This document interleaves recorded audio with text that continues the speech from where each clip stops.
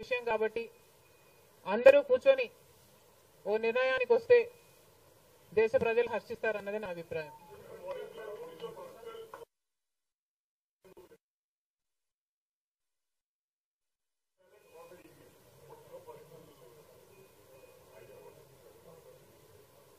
How does it matter what I think personally? Exactly. The reason I want Supreme Court to be involved is because I don't know the entire positives and the negatives of it. So there should be intellectuals, there should be the best of the judicial sitting and discussing over it and see the pros and the cons of it and then come to a decision is what I think. Because as of now, I do not have the entire information of the whole topic.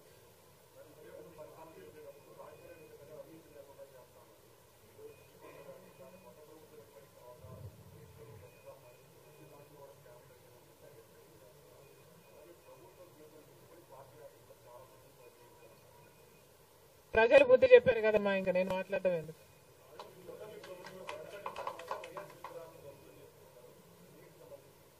ఇది చాలా దారుణం, ఇది చాలా దారుణం. కేవలం ఒక party ఓడిపోయింది కాబట్టి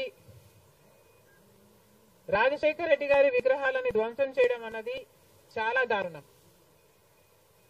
రాజశేఖర రెడ్డి గారు ఒక మహానాయకుడు, ఆంధ్ర రాష్ట్ర ప్రజలకు నమ్మకంగా సేవ చేసిన నాయకుడు.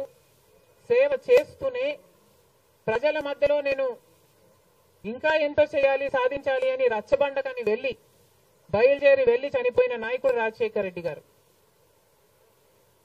రాజశేఖర రెడ్డి గారు లాంటి మహానాయకుడు చనిపోతే దాదాపు 7,000 మంది ప్రజలు ఆ బాధ తట్టుకోలేక, నిజాన్ని జీర్ణించుకోలేక ఆయన వెనకాలే చనిపోయారు.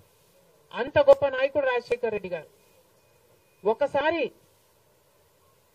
ఏం చేస్తున్నాము అని ఇలాంటి వాళ్ళు ఆలోచన చేసుకోవాలి. చనిపోయిన వాళ్లకు కూడా రాజకీయాలు ఆపాదించడం ధర్మం కాదు. చనిపోయిన వాళ్లకు కూడా గెలుపు ఓటములు ఆపాదించడం న్యాయం కాదు. మరొక్కసారి చెప్తున్నాం, రాజశేఖర రెడ్డి గారు మీకు చేసింది ఏమీ లేదు. దయచేసి రాజశేఖర రెడ్డి గారి విగ్రహాలను ధ్వంసం చేయడం ఆపండి. మీరు చేశారని వాళ్ళు చేశారని మీరు, ఇలా ఒకరి మీద ఒకరు చేసుకుంటూ పోతే దీనికి అంతే ఉండదు. మళ్ళీ చెప్తున్నాం, మీకు ఇంకొకరికి తేడా ఉండాలి అంటే కొంచెం పేషెన్స్ పాటించాల్సిన అవసరం ఉంది.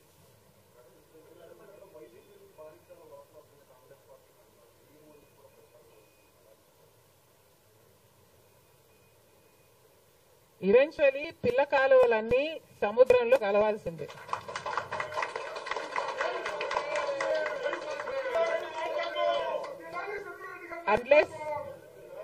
అన్లెస్ అది ఎండిపోతే తప్ప. Yes, definitely.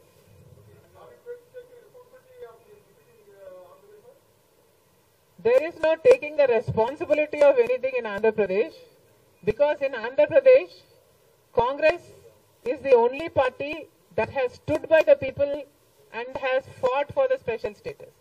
On the one hand, Mr. Chandrababu Naidu, who was Chief Minister for 5 years, neglected special status, and then Mr. Jagan Mohan Reddy became the Chief Minister and continued neglecting the special status. Congress party was the only party fighting for special status and for all the rights of the AP Reorganization Act. The people of Andhra know this, but they also know that their vote should not go to waste. And because they were very decisive, that they wanted change, they voted this time with a vengeance for change.